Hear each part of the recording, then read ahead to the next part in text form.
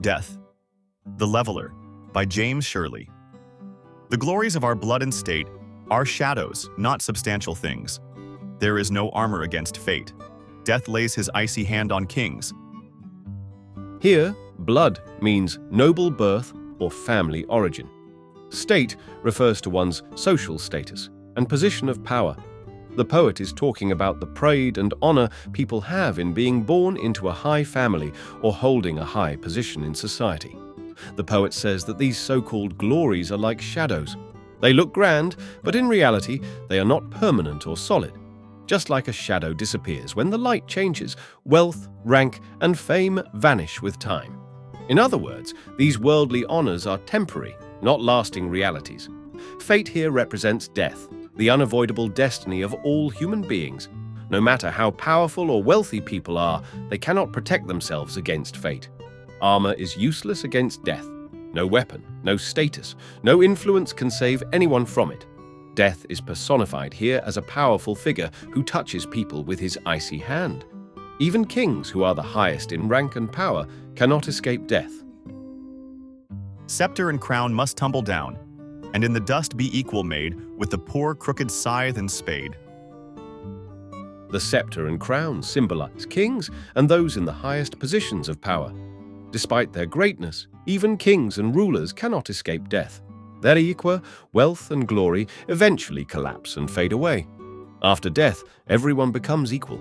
So no matter how rich, powerful, or famous they are, death reduces them all to dust. They reach the same state as ordinary people. Scythe and spade are tools used by poor peasants or farmers. The word crooked suggests they are old, worn, and bent, reflecting the hard life of common laborers.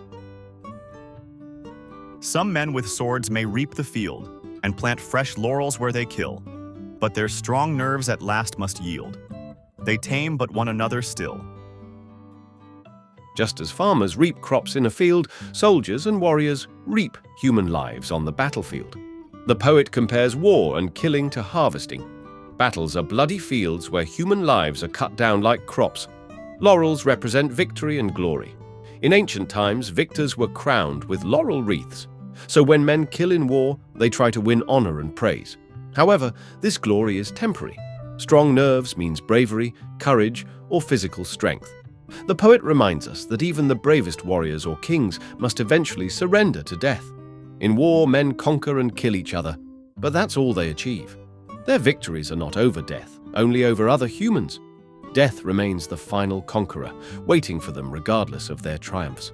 People may defeat or conquer each other during life, but this victory is temporary and meaningless because all human beings are still powerless before death.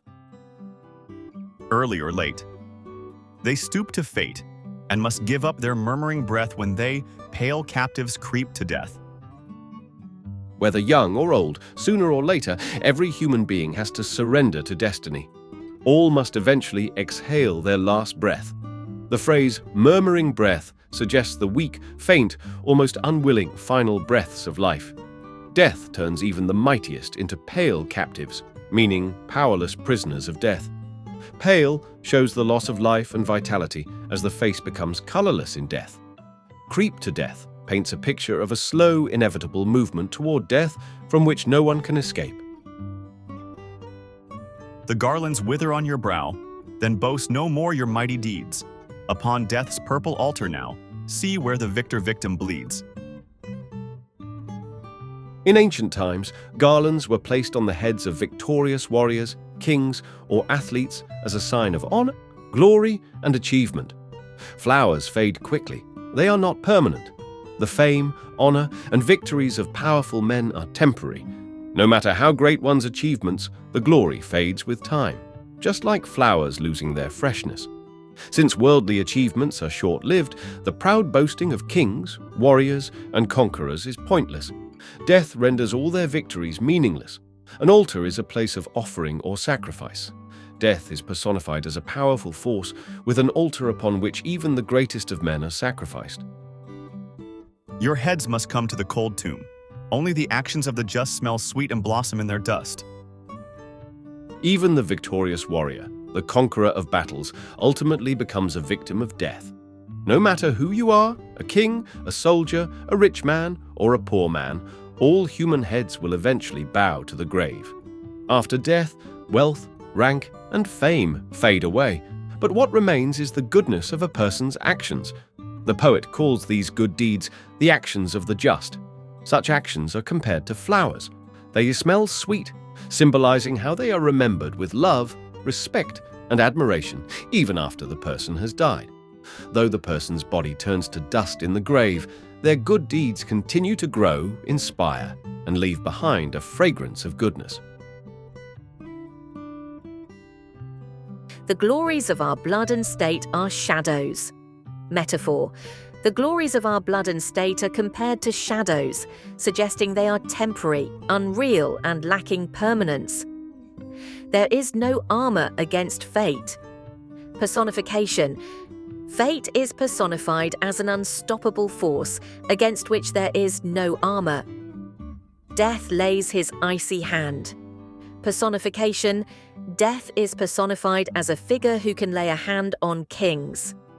Scepter and crown must tumble down. Metonymy. Metonymy is a figure of speech in which the name of one thing is substituted with something closely associated with it. Instead of saying kings and rulers, Shirley uses scepter and crown to represent them. With the poor, crooked scythe and spade, metonymy, instead of saying peasants, the poet uses scythe and spade to represent the poor peasants. Reap the field. Metaphor. War and killing are compared to farming. Just as farmers reap crops, soldiers reap human lives on the battlefield. Upon death's purple altar now, personification. Death is pictured as a person or priest with an altar. See where the victor-victim bleeds. Oxymoron. Victor-victim. The conqueror in life becomes the conquered in death. Alliteration, V-sound in victor-victim adds force. Only the actions of the just smell sweet and blossom in their dust. Metaphor, good deeds are compared to flowers that smell sweet and blossom even after death. Alliteration, smell sweet and blossom in their dust give musicality. Symbolism, scepter and crown, symbolize monarchy, authority, and worldly grandeur. Scythe and spade symbolize the life of the poor laborer or farmer. Dust symbolizes death, mortality, and the grave, where all are made equal. Laurels, glory, fame, worldly achievement. Message of the poem. The poem teaches us that death is the great equalizer. No matter how rich, powerful, or famous a person is, everyone has to face death one day. Kings and common people meet the same end in the grave. Wealth, strength, and worldly achievements do not last forever because death destroys them all. However, what truly remains after a person's death is the memory of his good actions.